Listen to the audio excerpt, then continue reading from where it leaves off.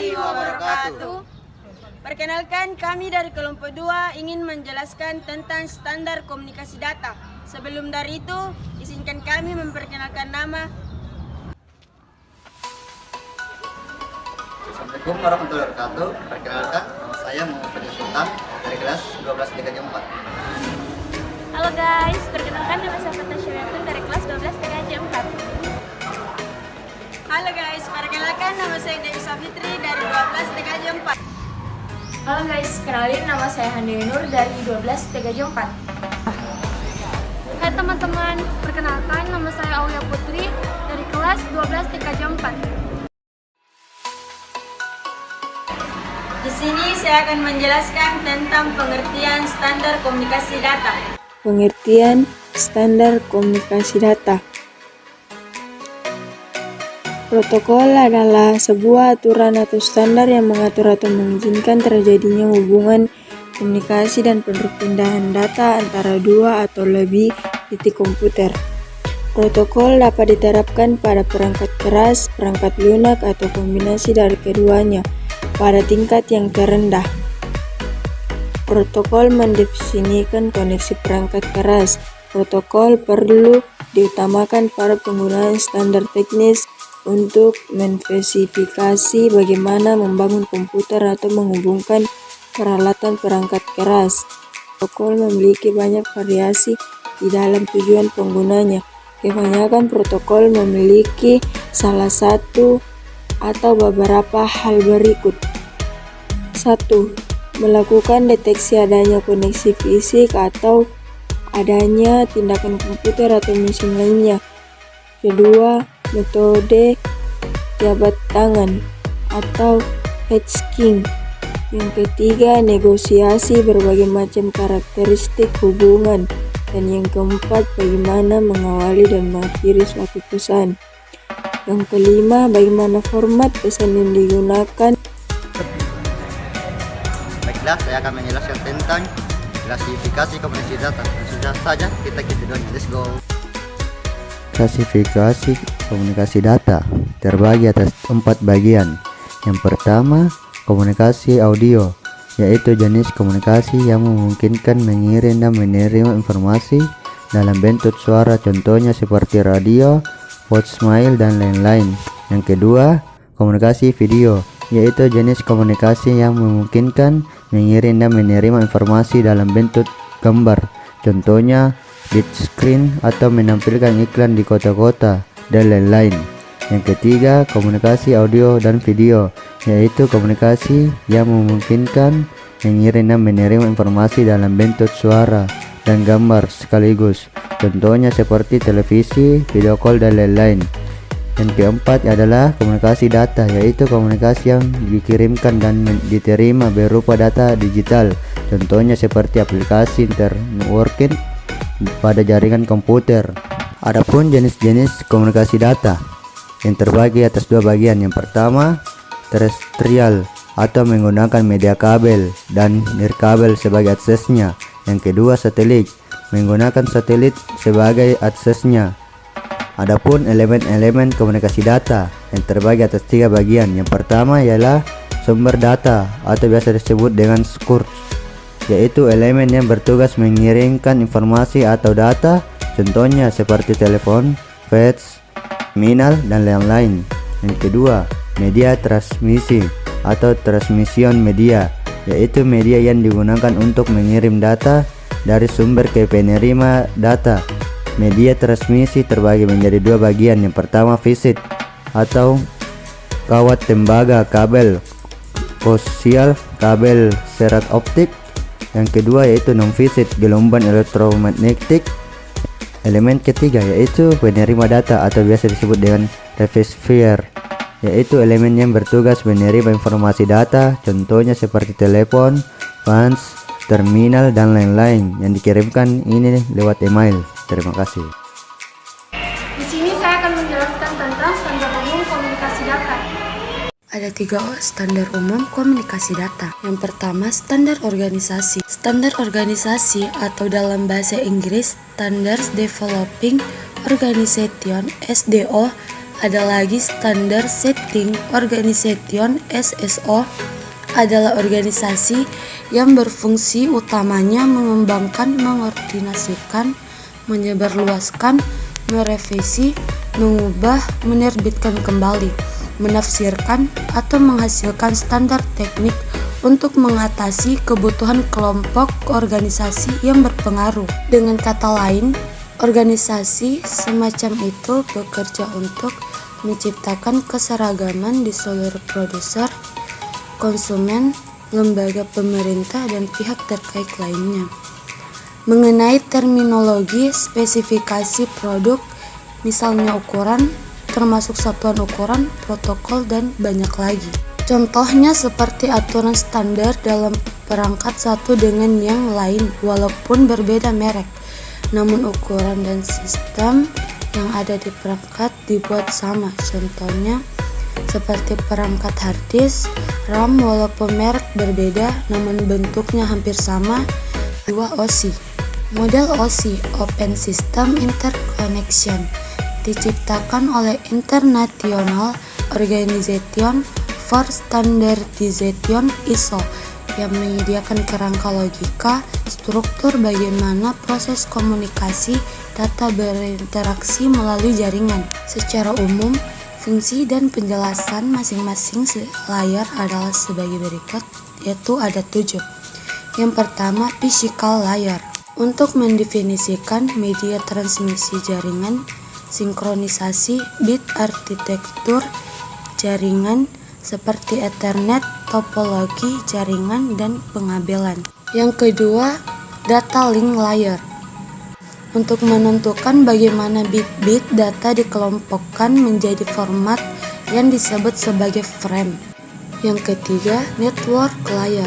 Untuk mendefinisikan alamat-alamat IP dan menyediakan fungsi routing sehingga paket dapat dikirim keluar dari segmen network lokal ke suatu tujuan yang berada pada suatu network lain. Contohnya protokol yang digunakan seperti IP.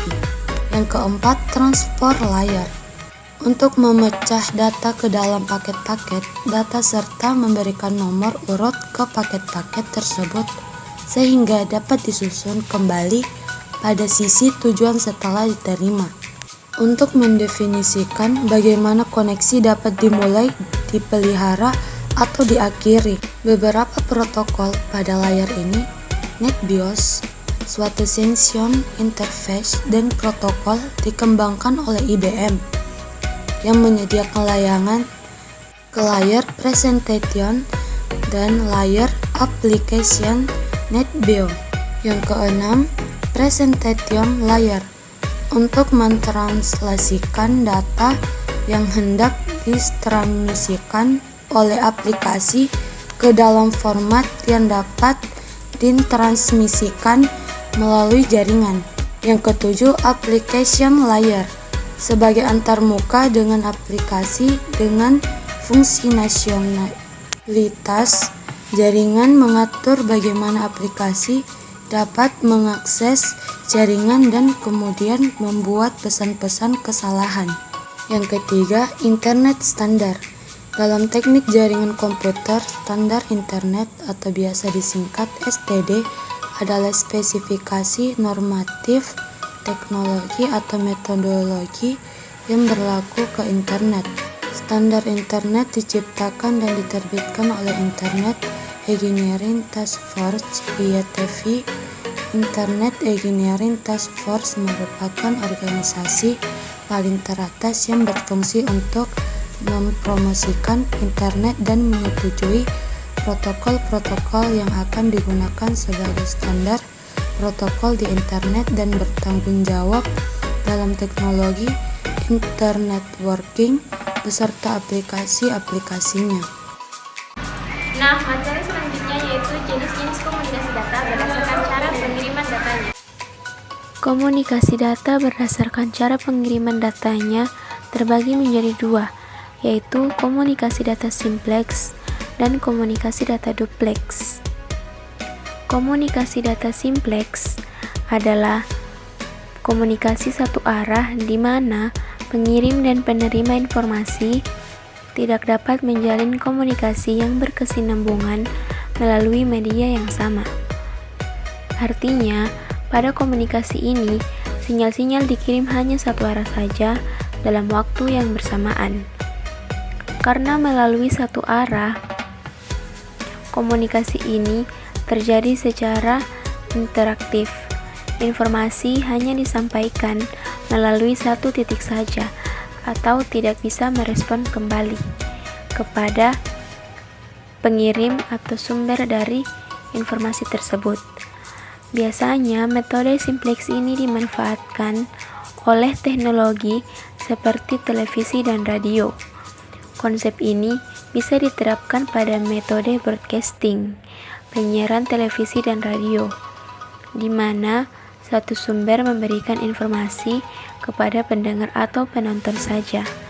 Namun dari pihak pendengar atau penonton tidak dapat berkomunikasi atau memberikan informasi secara langsung melalui jalur tersebut. Yang kedua adalah komunikasi data dua arah atau duplex, di mana pengirim dan penerima informasi dapat menjalin komunikasi yang berkesinambungan melalui media yang sama. Komunikasi duplex terbagi lagi menjadi dua. Yang pertama, komunikasi half duplex, dua arah secara bergantian, yaitu pengirim dan penerima informasi berkomunikasi secara bergantian, tetapi tidak dalam waktu yang bersamaan. Contoh dari alat komunikasi yang memanfaatkan metode half duplex ini adalah walkie-talkie, di mana salah satu penggunanya harus menekan tombol terlebih dahulu baru kemudian berbicara, sementara pihak yang lain mendengarkan.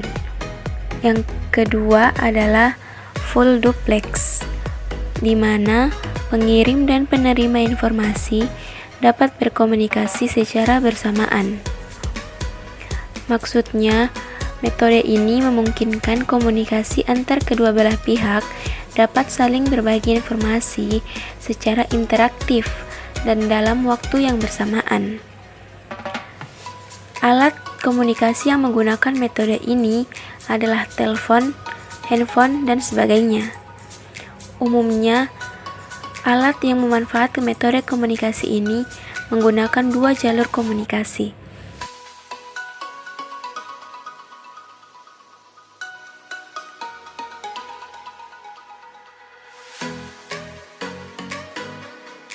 Itulah penjelasan dari saya mengenai komunikasi data berdasarkan cara pengiriman datanya.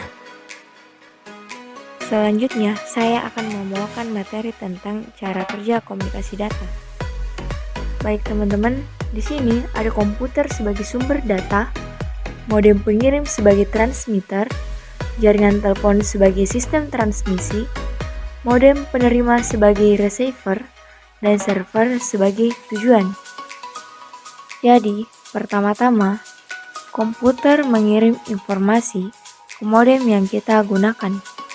Kita ambil contoh, kita menggunakan modem Telkomsel. Setelah dari modem, data kemudian dikirim ke jaringan telepon atau tower yang memiliki Base Transceiver Station atau BTS Telkomsel juga. Menggunakan gelombang elektromagnetika, jaringan telepon menerima dan memancarkan data. Selanjutnya, jaringan telepon memancarkan data kepada modem si penerima. Misalnya, modem si penerima menggunakan Indosat. Lalu modem tersebut mengoutput data ke server mereka, yaitu server Indosat. Salah satu penyebab cepat lambatnya suatu jaringan dapat dipengaruhi oleh banyaknya pengguna yang menggunakan layanan yang sama, juga lokasi BTS yang jauh dari lokasi kita sendiri. Itulah penjelasan dari kami tentang standar komunikasi data. SMK Bisa. SMK Hebat. hebat. Makasih Buat. Menguatkan Indonesia.